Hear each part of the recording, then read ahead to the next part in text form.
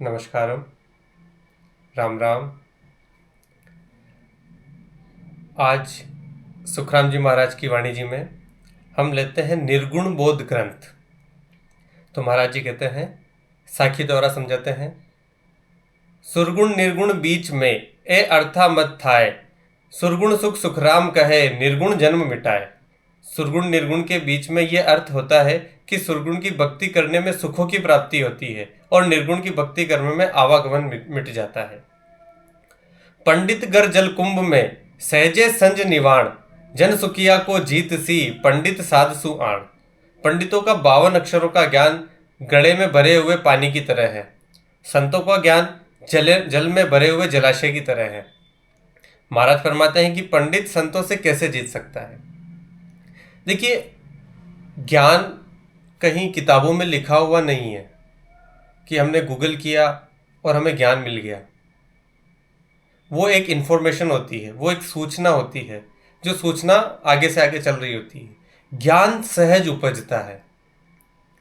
ज्ञान उपजता है हमारे भीतर से, हमारे अनुभव से। जब हम ध्यान की अवस्था में होते हैं, जब हम आनंद की अवस्था में होते हैं, तब ज्ञान स्वतः ही उपजने लगता है। तो महाराज जी यहाँ फरमा रहे हैं कि जो पंडितों का ज्ञान है वो उधार ज्ञान है। वो ज्ञान किताबों से या वेदों से, शास्त्रों से लिया हुआ ज्ञान है, जो मटके में भरे हुए पानी के समान है।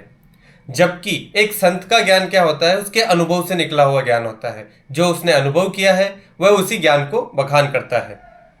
तो महाराज जी फरमाते हैं, हरि गुरु साधु एक है, सब मिल ज्ञान सराय, सुखिया सुकृत प्रगटे तब दरसे उर्माए। परमात्मा सदगुरु पहुंचे हुए साधु तो एक है, सब मिलकर ज्ञान की सराहना करते हैं। महाराज फरमाते हैं कि पुण्यदय होने पर ही हृदय में शब्द ब्रह्म के दर्शन होते हैं। देखिए, अगर हम अपने गट को, अपनी चेतना को उधार के ज्ञान से भर देंगे, तब हमारे अंदर वो ज्ञान जो स्वतः ही उत्पन्न होने वाला था, जो स्वतः ही प्रकाशमान होने वाला था, वो ज्ञान उत्पन्न होने की संभावनाएं कम हो जाती है, क्योंकि हमने पहले से ही उसको भर रखा है उधार के ज्ञान से। वो हमारा ज्ञान नहीं है, वो वेदों का, शास्त्रों का, इन चीज़ों का ज्ञान है, जिन ज्ञान के दो भजन के तले हम दबे हुए हैं। तो हमें सबसे पहले उस ज्ञान को उजागर करने के लिए अपने इस ज्ञान को, जो उधार का ज्ञान है, इसको मिटाना होगा। तो महाराज जी कहते हैं, कर्म बहुत करनिया गणी, रोग रैया गट छाए, यूं सुखिया नहीं उपजे राम रटन नर चाय। बहुत तरह के कर्म और करनियां हैं, यह रोग सब शरीरधारियों को लग रहा है।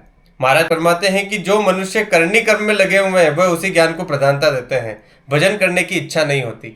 देखिए, जो शरीर से जुड़ा हुआ है, जो करनियों में लगा हुआ है, तो महाराज फरमाते हैं कि जो करनियों में लगा हुआ है, ज्ञान उसी की प्रधानता है और भजन करने की इच्छा नहीं होती। जिसको ध्यान करने की इच्छा नहीं होती, वो सिर्फ उधार के ज्ञान से अपना काम चला रहा है।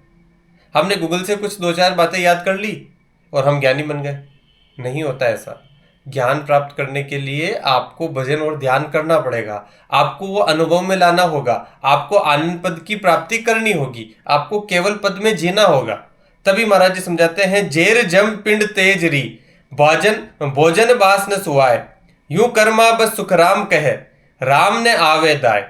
शरीर में बुखार व तेजरा आता हो तो भोजन की सुगंध भी अच्छी नहीं लगती। महाराज फरमाते हैं कि इसी तरह कर्मों व करनियों के करने वाले को राम भजन अच्छा नहीं लगता। जो संसार में पड़े हुए हैं और संसार के कार्य को प्रधानता देते हैं, उनको ही सबसे ऊपर रखते हैं, उन लोगों को भजन और ध्यान अच्छा नहीं लगता। देखिए, कई लोगों को दुख में रस आने लगता है। वो दुखी होते हैं तो उस दुख को पकड़ के बैठ जाते हैं, वहाँ स्टक हो जाते हैं। अगर हम दुख से बाहर नहीं निकलेंगे, तब हम महसूस नहीं कर पाएंगे कि आनंद क्या चीज़ है। जब तक हम आनंद को महसूस नहीं करेंगे, तब तक हम दुखों में पड़े रहेंगे। तो महाराज जी समझा रहे हैं, धन दीणो हासिल नहीं, करे मुजरी जाए, सुध बुद्ध बिन सुखराम कहे राम ने आवे दाय। न तो धन है, न दुधारू जानवर है, न कोई आमदनी है, मुजरी करता है। महाराज फरमाते हैं कि बिना सुध बुद्ध को राम जी का भजन अच्छा नहीं लगता। नर पीनस तन राग है, बास ने आवे ताय, जन सुखिया कर्पूर ले, दूरी देत बगाए। मनुष्य के नाक में पीनस रोग है, उसको कोई गंध नहीं आती। महाराज फरमाते हैं कि उसको बढ़िया से बढ़िया कपूर जैसी सुगंध वाली चीज हाथ में लेकर सुंघाते हैं तो भी उसे कोई सुगंध नहीं आती। मेरे ये किसी काम का नहीं है, ये दूसरी देत बगाए है। चौपाई के माध्यम से महाराज जी समझा रहे हैं, प्रथम हम संत संगत कीनी, सुध बुध अज्ञान अकल सब लीनी, तब हृदय ऐसी दर्शावे, कहाँ सु जाए कहाँ सु आवे। पहले हमने सत्संग करी, जिससे सुध बुध अकल सब प्राप्त हुई, तब हृदय में ऐसा अनुभव होने लगा कि यह कौन है और कहां से आता जाता है। ओकण मेरे जन्म कुण जाए, यह मुझ मन अंदेश उपाय, ऐसो भाव बिन बिन कर घाव बाखे, सो समृत मुझ सरने राखे, अष्टांग जोग कोई साख बतावे, हद को छाड़ परे नहीं जावे। ये मरने वाला कौन है, जन्म कौन लेता है, ये मेरे मन में शंका हो रही है। इस रहस्य को कोई अलग अलग समझावे, वो ही सदगुरु समृत मुझे शरण में रख सकता है। कोई अष्टांग योग की, कोई सांख्य योग की साधना बताते हैं, परंतु ये साधना करने वाले हद यानी तीनों लोग को छोड़कर परे यानी ब्रह्म पद में नहीं जाते। देखिए, अष्टांग योग या जो भी हम योग साधना करते हैं, आजकल हम योग को किस तरीके से कर रहे हैं, हम योग को कर रहे हैं शरीर को स्वस्थ रखने के लिए। योग वहां तक नहीं है। योग सिर्फ शरीर को स्वस्थ रखने की चीज नहीं है, योग कोई एक्सरसाइज नहीं है। योग है इस ब्रह्म पद में जाने की चीज, इस शरीर से परे जाने की चीज। शरीर मात्र एक साधन है, उस साधन का उपयोग करके हमें जाना है। हम साधन नहीं बन जाते। जैसे किसी कार के द्वारा हमें कहीं पहुंचना होता है, तो क्या हम कार बन जाते हैं ना? नहीं ना, हमने सिर्फ कार का उपयोग किया है। उसी तरीके से हम यहाँ सिर्फ शरीर का उपयोग कर रहे हैं। शरीर को ठीक रखना अच्छी बात है, लेकिन शरीर को ठीक रखेंगे तो भी हम यहीं रह जाएंगे। ब्रह्म पद में जाने के लिए हमें शरीर से पृथक होना ही पड़ेगा। तो महाराज जी समझाते हैं, जग में ज्ञान सकल मुख सूझ्या, खट दर्शन सभी ले बुझिया, ऋषि मुनि पंडित जग सारा, हद की हद में करे विचारा, दाणु देव सकल सोई दूजे, सुनमुख आए साधकु पूजे। जगत में जितने भी ज्ञान है वह सबको मैंने देखा है। खट दर्शनियों को सब ही ज्ञान के बारे में पूछा है। जगत में ऋषि मुनि पंडित सारा संसार तीनों लोक में रहने का ही ज्ञान देते हैं। सत स्वरूप आनंद पद की भक्ति करने वाले साध के सामने आकर सब प्रणाम करते हैं। देवता व राक्षस सब जूझते हैं, सब कंपकपी मारते हैं। क्यों मारते हैं? क्योंकि वो आनंद पद के अंदर है, वो सत स्वरूप आनंद पद में है। सत स्वरूप का मतलब वो सत्य के साथ जुड़ा हुआ है, उस स्वरूप के साथ जुड़ा हुआ है और उस आनंद के अंदर वो स्थापित है। अब देखिए, ये आनंद क्या होता है, हम इस आनंद को समझते हैं। देखिए, जब हम आनंद की अवस्था में होते हैं तब जीवन बदल जाता है। छोटी छोटी बातों में खुशियां मिलने लगती है, शिकायतें कृतज्ञता में बदल जाती है और हर व्यक्ति अपना लगने लगता है। यहां तक कि कठिन परिस्थितियों में भी भीतर एक शांति बनी रहती है, क्योंकि अब हम जानते हैं कि ये मैं बदला हुआ संसार नहीं हूं, मैं अटल चेतना हूं। जब हम अपना तादात्म्य शरीर और मन से छोड़ देते हैं कि ना तो मैं शरीर हूं न ही मैं मन हूं, अपना तादात्म्य, अपनी पहचान हम उस चेतना से लब लगा देते हैं, तब हम आनंद में हो जाते हैं। तो साथियों, आनंद कोई मंजिल नहीं है जिसे हम भविष्य में पाना है। आनंद कोई मंजिल नहीं है जिसे हमें भविष्य में पाना है। यह हमारी पहचान है, हमारा जन्मसिद्ध अधिकार है। बस अपने मन को शांत कीजिए, आत्मा से जुड़िए और देखिए, आनंद तो भीतर पहले से ही बैठा हुआ है, बस मुस्कुरा रहा है। हमें भी यही करने की जरूरत है। आनंद कहीं बाहर नहीं है, बाहर खोजने जाएंगे तो मिलेगा ही नहीं। आनंद हमारे भीतर बैठा हुआ है। जब हम सुख और दुख की स्थिति से ऊपर उठ जाते हैं तब हम आनंद की अवस्था में होते हैं। हम प्रायतः अमूमन सुख को ही आनंद मान लेते हैं कि हमें जो सुख मिल रहा है वही आनंद है। देखिए, सुख कुछ नहीं होता। सुख होता है दुख के पार आने वाली अवस्था सुख होती है। जिस तरीके से स्वास्थ्य कुछ नहीं होता, जैसे हम बीमार हुए और बीमार होने के बाद जब हम ठीक हो गए तो उसे हम स्वस्थ कहते हैं, कि हम स्वस्थ हैं, कि हमें कोई बीमारी नहीं है। यानी कि अंत में मूल में तो बीमारी थी ही, और बीमारी से जब हम ऊपर आए तो हम स्वस्थ हुए। उसी तरीके से दुख से जब हम ऊपर आते हैं तो हम सुख होते हैं। जबकि सुख कुछ नहीं होता, सुख ब्लैंक होता है, सुख खाली होता है। सुख किसी अवस्था का नाम नहीं है। अगर कोई दुख नहीं है तो हम उस अवस्था को सुख बोल देते हैं कि मुझे कोई दुख नहीं है, मुझे सुख है। तो ना तो सुख जरूरी है ना दुख जरूरी है। सुख दुख से परे की अवस्था, जहां दुख भी नहीं है सुख भी नहीं है, उस अवस्था का नाम है आनंद पद। जब कोई व्यक्ति आनंद पद में रहना सीख जाता है, उसके सारे जो संताप है, सारी पीड़ाएं हैं, उसका जो आवागमन है कि बार बार इस धरती पे आना है, बार बार इस धरती से जाना है, वो सब कुछ मिटने लगता है। तो महाराज तो महाराज जी फरमाते हैं, हद में काल निरंतर लूटे, जम थामा परतन छूटे, सब ही अरत बुझ हम लिया, इनसे काल जम नहीं बिया। तीनों लोकों में काल बराबर आता जाता है, जमराज के स्थान पर छुटकारा नहीं होता। सब ही अरत मैंने पूछा, इनसे काल यमराज नहीं डरता, जन्म मरण से छुटकारा नहीं होता। धरणी ध्यान दमर लग छूटे, सुरगण शरण हंस नहीं छूटे, मैं बूझत हूँ यही विचारा, किस विद जम हुए हूँ न्यारा। ध्यान धारणा धर्म कोई भी साधन करो, इनसे आवागमन नहीं मिटता। सुरगुण यानी वाणी के आधार पर से जो भक्ति होती है उससे जन्म मरण नहीं मिटता। मैं यही विचार पूछता हूँ कि हंस जन्म मरण से दूर कैसे हो सकता है। देखिए महाराज यह समझा रहे हैं कि जिस तरीके से हम ध्यान करते हैं, जैसे अष्टांग योग के अंदर, पतंजलि के अंदर ध्यान के कुछ नियम बताए हैं, यम, नियम, आसन, ध्यान, धारणा, समाधि, है ना। तो ये जो नियम है, जैसे आसन है, आहार है, विचार है, प्रत्याहार है, इन चीज़ों से जब हम ध्यान की स्थिति तक जाते हैं तो ये स्थिति होती है एक साधक की। जैसे कोई साधु है, सन्यासी है, जो हमेशा अष्टांग योग कर रहा है, जिसने गृहस्थ आश्रम छोड़ दिया है, जो गृहस्थी से दूर हो गया है। अगर वो गृहस्थी से दूर होकर, उसके लिए करना तो आसान होगा, लेकिन क्या गृहस्थ में रहकर इन सारी चीज़ों का पालना करना कितना मुश्किल होता है ना, नहीं होता है ना। तो महाराज जी ने हम गृहस्थियों के लिए एक अच्छा साधन बताया है, जो सबसे बड़ा साधन है, जो इन साधन से भी ऊपर का साधन है, कि हम इस संसार में रहते हुए किस तरीके से हम भजन कर सकते हैं, किस तरीके से हम ध्यान कर सकते हैं। संसार में रहते हुए भजन का बोध करवाने वाले हमारे महापुरुष, हमारे संत, उन्होंने राजयोग दिया है कि हम बैठे बैठे अपनी श्वासों के प्रति ध्यान दें और श्वासों के ऊपर आती श्वास और जाती श्वास में राम नाम का स्मरण करें। जब हम ये सुमिरन लगातार करते रहते हैं तब हमारी जो स्मरण है वो स्मृति में बदल जाता है, वो सुरती लग जाती है। जब सुरती लग जाती है तब हमारा कनेक्शन डायरेक्ट सीधे अपनी चेतना से हो जाता है। जब हमारा कनेक्शन, जब हमारी जुड़ाव अपनी चेतना से हो जाता है तो शरीर और मन स्वतः ही छूटने लगते हैं। तो महाराज जी समझा रहे हैं, साख जोग कोई रहे समाई, नेचे काल ने मान काई, जोग साज जमकू कही जीते, नेचे काल कर्म नहीं बीते। कोई साख जोग की साधना करे तो भी काल से छुटकारा नहीं होता। अष्टांग योग की साधना कर शरीर को अमर कर लेते हैं, जम को जीतना है, परंतु महाप्रलय में मरना पड़ता है।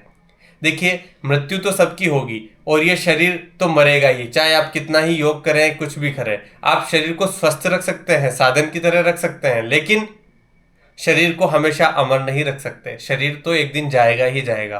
तो आप कितना ही चाहे योग करें, ध्यान करें, कुछ भी करें, लेकिन शरीर जाने वाला ही है। जब हम इस बात को समझ लेते हैं और अपना तादात्म्य में अपना जुड़ाव शरीर और मन से दूर करने लगते हैं, हम निर्गुण बोध लाने लगते हैं कि हमारा कोई आकार नहीं है, हम शुद्ध चेतना है। हम अपना जुड़ाव अपनी चेतना से जोड़ लेते हैं और हम अपना तादात्म्य अपनी चेतना से जोड़ लेते हैं। हम भजन करने लगते हैं, हम ये कहने लगते हैं कि मैं शरीर नहीं हूँ, मैं मन भी नहीं हूँ। हमारी कॉन्शियसनेस से, हमारी चेतना से ये बात जब निकल जाती है कि हमारा जुड़ाव शरीर से नहीं है, हमारा जुड़ाव मन से नहीं है, हमारा जुड़ाव अपनी चेतना से है, तो हम आनंद पद में रहना सीख जाते हैं। केवल पद को हम धारण कर लेते हैं। उस पद का नाम ही केवल पद है, उस पद का नाम ही आनंद पद है। एक आनंद हमारे अंदर गहराता जाता है। उसी आनंद को महाराज जी ने आनंद पद कहा है। तो महाराज जी कह रहे हैं, चंद्र सूर्य पवन हर प्राणी, दर ब्रह्मांड आकाश बखानी, तीनों देव शक्ति नहीं खावे, जम जोगी के पास न आवे। चंद्रमा, सूर्य, हवा, पानी, पृथ्वी, ब्रह्मांड, आकाश व तीनों देवता ब्रह्मा विष्णु महेश, इनको शक्ति ने खा लिया है, परंतु भक्ति योग की साधना करने वाले जन्म मरण मिट जाता है। यही काल को उनके पास नहीं जाना होता। देखिए, मृत्यु किसकी होगी? मृत्यु होगी शरीर की, जबकि हमने तो शरीर से अपना तादात्म्य, अपना जुड़ाव हमने तोड़ ही दिया है। अब हम शरीर नहीं है तो क्या हमारी मृत्यु होगी?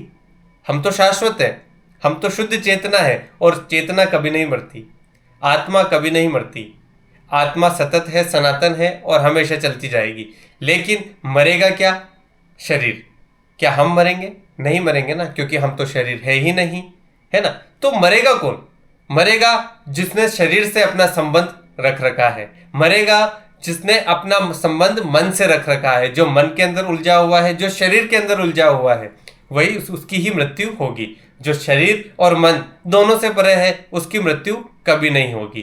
तो महाराज जी कहते हैं, कह सुखराम सुनो संत सारा, ब्रह्म जोग का भेव न्यारा, ब्रह्म जोग सोजो तुम बाई, आवागमन मिटे दुख काई। महाराज फरमाते हैं कि सब ही संत सुनो, ब्रह्म योग यानी सत्य स्वरूप की भक्ति का वेद अलग है।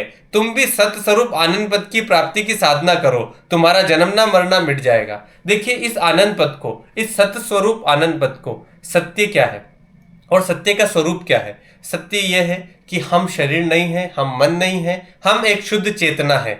यही सत्य है। जब इस सत्य को हम आनंद पद में धारण करते हैं, इस आनंद पद को हम धारण करते हैं, तब हमारा जन्मना मरना मिट जाता है, स्वतः ही मिट जाता है, क्योंकि अब मरनी कभी नहीं होगी। तो कबीरदास जी कहते हैं कि मरता मरता जग बुआ, मरनी न जाने कोई, ऐसी मरनी कोई कोई करे कि फिर ना मरनी होए। देखिए ये पूरा जग मरे जा रहा है। हमेशा जब हमारा जन्म होता है ना, तभी मृत्यु शुरू हो जाती है। मृत्यु भी निश्चित हो जाती है कि ये इतने साल जिएगा, उतने साल जिएगा, ये नियति में लिख दिया जाता है। लेकिन जब हमारा जन्म होता है, हम अपना जुड़ाव शरीर से नहीं जोड़ते, हम अपना जुड़ाव मन से नहीं जोड़ते, हम अपनी पहचान अपनी आत्मा से लगाते हैं, हम अपनी पहचान अपनी शुद्ध चेतना से लगाते हैं, उस कॉन्शियसनेस से लगाते हैं जो कहती है कि मैं शरीर नहीं हूं, मैं मन भी नहीं हूं। तब स्वतः ही हम क्या हो जाते हैं? वो शुद्ध चेतना हो जाते हैं, हम आनंद में रहना सीख जाते हैं। अब शरीर के दुख हमें परेशान नहीं करते, अब मन के दुख हमें परेशान नहीं करते, अब किसी भी प्रकार का संताप हमारे पास नहीं रहता, किसी भी प्रकार का दुख हमारे पास नहीं आता, ना कोई परेशानी हमारे पास आती है, ना कोई चिंता होती है। अब सिर्फ जो रहता है वो रहता है आनंद। उसको महाराज जी कहते हैं सत्य स्वरूप आनंद पद। उस पद की जो प्राप्ति कर लेता है, उस चीज को जो समझ लेता है, वो आनंद पद में चला जाता है, उस केवली ज्ञान को वो प्राप्त कर लेता है। तो महाराज जी कह रहे हैं उद्बुद्ध रीत ब्रह्म की होई, बिरला संत लखे जन कोई, साख जोग नवद्या सु न्यारा, मन पौना सु परे विचारा। ब्रह्म योग की विधि उद्बुद्ध है, उनको बिरले ही संत जो सत्य शब्द की भक्ति करने वाले ही अनुभव करते हैं। साख जोग नवदा भक्ति से अलग है, मन व श्वासों से भी इसका विचार करो। देखिए दो तरह की भक्ति होती है, एक होती है शंखनाल और एक होती है बंकनाल। शंखनाल को हम सब जानते हैं कि हमारे चक्र जो जागृत होते हैं, जो यहाँ से लेकर यहाँ तक पहुँचते हैं, उन चक्रों की जागृति के लिए कुछ नियम होते हैं, उन नियमों की पालना करनी होती है। वो भक्ति बेहद ही कठोर होती है, वो सहज नहीं होती। एक भक्ति होती है बंकनाल। बंकनाल होती है जो हमारी रीढ़ की हड्डी से, मूलाधार से चालू होकर रीढ़ की हड्डी से होते हुए सहस्त्रार तक पहुंचती है। ये जो यात्रा है ये सहज रूप में होती है। इसके ना तो कोई नियम है, ना कुछ इसकी कोई ध्यान धारणा समाधि आहार प्रत्याहार, किसी चीज का आपको ध्यान नहीं रखना है। जैसे आप जी रहे हैं वैसे आपको जीना है, सहज रूप से जीना है, और जीते हुए इस भजन को, इस ध्यान को अपने जीवन में लाना है। इस भजन को और इस ध्यान को जीवन में लाने का एक ही गणित है कि किस तरीके से हम इस भजन और ध्यान को अपने जीवन में ला सकते हैं। यह भजन की गणित है, यह भजन की जो क्रिया है, ये क्रिया है श्वास उश्वास में भजन करना, श्वास उश्वास में नाम स्मरण करना, श्वास उश्वास में राम भजन करना। जब हम आती श्वास को देखते हैं, जाति श्वास को देखते हैं, स्वतः ही 24 घंटे स्वतः ही ये श्वास चल रही है। जैसे जैसे श्वास चलती है वैसे वैसे श्वास के साक्षी बने, उन विचारों के साक्षी बने, विचारों से दूर होना सीखें, दृष्टा बने। जब हम देखना सीख जाते हैं कि मैं शरीर नहीं हूँ, मैं मन भी नहीं हूँ, जो दुख मेरे उत्पन्न हो रहे हैं ये मेरे नहीं हैं, ये शरीर के हैं, जो दुख उत्पन्न हो रहे हैं ये मेरे नहीं हैं, ये मन के हैं, तब हम स्वतः ही शरीर और मन से अलग होना शुरू हो जाते हैं। हम आनंद पद में रहना सीख जाते हैं, हम बंक नाल की भक्ति करना शुरू कर देते हैं। तो महाराज जी कह रहे हैं ये बहुत ही सहज विधि है, बहुत सरल विधि है, और इस सरल विधि को हम जब पहचान लेते हैं तब स्वतः ही हमारा ध्यान गहराता जाता है। तो महाराज जी फरमाते हैं ब्रह्म जोग सोई जन साजे, उभय अंक रचना लिव गाजे, सहजा सजे ध्यान धुन सारा, रटना नाम जिब्या विस्तारा। जिनके जबान से रकार मकार का लीव बंद भजन होता है वही भक्त भजन जोग की साधना करते हैं। सदगुरु विधि से जीव से भजन करने पर शब्द की जागृति हो, ध्यान धुन सहज में सद जाते हैं। महाराज जी यह समझा रहे हैं जिनकी जबान से रकार मकार का लीव बंद भजन होता है। देखिए रकार मकार क्या होता है? जब आप श्वास को देखेंगे तो श्वास से एक गूंज आएगी जो ररंकार और मकार।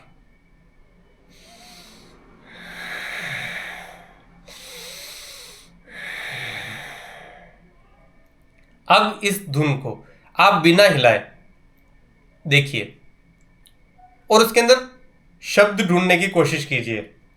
उस शब्द का उच्चारण जीभ से मत कीजिए, बिना जीभान हिलाए उस गूंज को पहचानिए। जब उस गूंज को पहचानते हैं तब हमारा ध्यान स्वतः ही श्वासों के ऊपर केंद्रित हो जाता है, और जैसे ही हमारा ध्यान श्वासों के ऊपर केंद्रित हुआ, हम धीरे धीरे धीरे धीरे धीरे अपने विचारों से मुक्ति पाना शुरू कर देते हैं। जैसे जैसे हमारा ध्यान श्वासों के ऊपर केंद्रित होगा, हमारे विचारों से, जो विचार हमें परेशान कर रहे हैं, उन विचारों से मुक्ति पाना सरल हो जाएगा, सहज हो जाएगा, और सहज ही हम ध्यान की अवस्था में चले जाएंगे। तो महाराज जी फरमाते हैं, जागे सूरत सकल चेतावे, सावधान सब ही होए आवे, तीन लोक में हुए हो कारा, जब जन चलिया ब्रह्म के द्वारा। शब्द की जागृति होने पर सूरत से सारे शरीर में सब जगह अनुभव होना ही सबको चेतना है। चित्त मन बुद्धि सब भजन में लग जाते हैं। खंड पिंड ब्रह्मंड इन तीनों लोक में सब जगह निरंकार की ध्वनि होने लगती है। चौथे पद में जाना ब्रह्म के पद में जाना है। तो महाराज जी समझा रहे हैं, जब हम शरीर मन और इनसे छूट जाते हैं, जब हम अपने ध्यान साधना के ऊपर केंद्रित, श्वासों के ऊपर केंद्रित कर देते हैं और श्वासों के ऊपर उस ध्वनि को हम पहचानने लगते हैं, तो जैसे ही हम ध्वनि को पहचानेंगे, जैसे ही उस ररंकार की आवाज को पहचानेंगे, उस गूंज को पहचानेंगे, हमारी जो धुन है, हमारी जो सुरती है, वो कहाँ लग जाएगी? उस ब्रह्मांड से एकायमान हो जाएगी। क्योंकि ब्रह्मांड के अंदर वही आवाज है। ब्रह्मांड में भी जो आवाज है, उस आवाज का अपस्थ रूप आम है। मतलब ये कोई ओम नहीं है, ये कोई राम नहीं है, ये कोई शब्द नहीं है, ये ऐसा शब्द है जो स्वतः ही उत्पन्न हो रहा है। जो ब्रह्मांड की ध्वनि है, उस ब्रह्मांड की ध्वनि से हमारे अंदर का जो ब्रह्मांड है वो एकीकार हो जाता है, वो एक हो जाता है। जब हम अपना संबंध उस ब्रह्मांड से जोड़ देते हैं, उस ब्रह्मांडी ध्वनि से जोड़ देते हैं, तब हमारा संबंध स्वतः ही शरीर और मन से छूटने लगता है। हाजर शेर सकल सोई देवा, न नव से नार संत सुख देवा, 24 सूता माए बखाने, तीनों संत सहज सुख माणे। सारे शरीर में वे 900 नाड़ियां में शब्द का अनुभव होना ही, 24 नाड़ में ईड़ा पिंगला सुखमणा में शब्द का अनुभव होना ही, तीनों संत सहज सुख माणे हैं। देखिए, तीनों जो नाड़ियां हैं हमारी, ईड़ा पिंगला और सुषमना। ईड़ा और पिंगला तो हमारी चल रही है, यानी शरीर और मन तो हमारा चल ही रहा है। एक स्त्री और पुरुष तत्व तो हमारा चल ही रहा है। स्त्री और पुरुष तत्व से जो परे है, जो ना तो स्त्री है ना पुरुष है, ना शरीर है ना मन है, ना जन्मा है ना मरेगा, जो इन दोनों के बीच में नहीं है, जिसका ना तो जन्म होता है ना वो मरेगा, वो है सुषमना। सुषमना नाड़ी जो चलती है, उस नाड़ी के अंदर जब हम भजन करने लगते हैं, वो सहज रूप से चलने लगती है। और सुषमना जब जागृत होती है, तब स्वतः ही हम बंकनाल के रास्ते से ऊपर पहुंचने लगते हैं। नव से नार निनाणु बोले, रखी सब ही आतर खोले, मर्दंग ताल जिजंकर लेवे, राग 36 अकेसुर देवे। 999 नाड़ियों में शब्द का अनुभव होना ही सब नाड़ियों का बोलना है। यही हर की व आंतर खोलना है। शब्द तो एक ही है, इसी में सब रागे हो रही है। देखिए, शब्द क्या है? उस शब्द को हम पहचान नहीं सकते, और जो सारी राग है वहां से निकल रही है। जैसे 7 सुरों से सारे रागे निकल जाती है, जैसे सा रे गा मा पा नि सा। इन 7 सुरों से सारे गाने, सारी जो गीत है, सारे गीत बन जाते हैं। तो उसी तरीके से जो शब्द है, उस शब्द को, जो शब्द बिना जीवा हिलाए चलता है, जिस शब्द को हम बिना जीवा हिलाए गुंजायमान है, जो हमारी श्वासों की आवाज है, जो हमारे श्वासों की गूंज है, उस गूंज के साथ जब हम एकीकार हो जाते हैं, तब हम ऑटोमेटिकली उस ब्रह्मांडी ध्वनि से कनेक्ट हो जाते हैं। तो महाराज जी फरमाते हैं, बवर गुंजार पांख पर बाजे, बरगु ढोल कोक धुन गाजे, मुरली बीण शंख धुन होई, डफ जंतर बोले मुख सोई, प्रजा आन हाट हु बोली, के कुटे बस्ती गल छेली। शब्द की ध्वनियां ही बवर गुंजार, बरगु ढोल कोक धुन, मुरली बीण शंख धुन, डफ जंतर, जिस तरह हाट बाजार में मनुष्य इकट्ठे होते हैं, कोलाहल मस्ती है, यही कुटे बस्ती गल छेली है। सुवा मोर पेपैया बोले, चेत्या मास सकल मुख सो खोले, तेरे ताल मजीरा बाजे, नारी निरत राग रंग साजे। शब्द की ध्वनियां ही सुवा मोर पपैया बोलना, मुख खोलना, वे तेरे ताल मजीरा बाजना, वे नारी का नाच राग रंग छाजना है। तो देखिए, शब्द की जो ध्वनियां हैं, वो जो ध्वनि है, उस ध्वनि को किसी शब्दों के अंदर नहीं लिखा जा सकता, उसका कोई अक्षर ही नहीं है।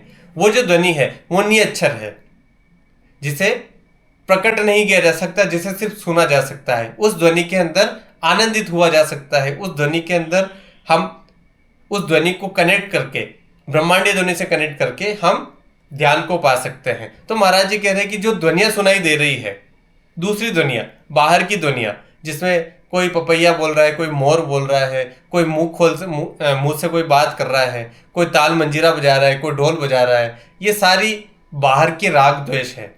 इन ध्वनियों से जो परे जो ध्वनि है, जो ध्वनि आती है शून्यता में, जो ध्वनि आती है ध्यान की गहराइयों में, उस ध्वनि को आवाज सुनना। जब बाहर की ध्वनियां शांत हो जाती है, तब भीतर की ध्वनि प्रकट होती है। नमस्कार, आज के लिए बस इतना ही।